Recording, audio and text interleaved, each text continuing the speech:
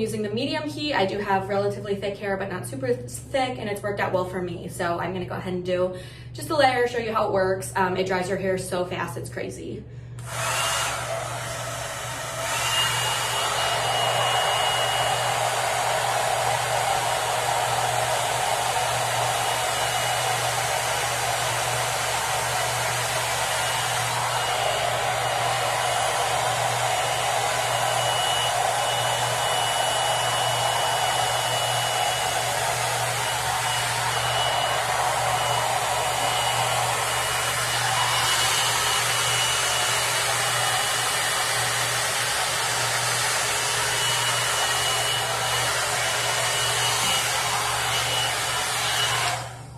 And I already have a straight bottom dry layer, which is crazy. You saw how quick that was.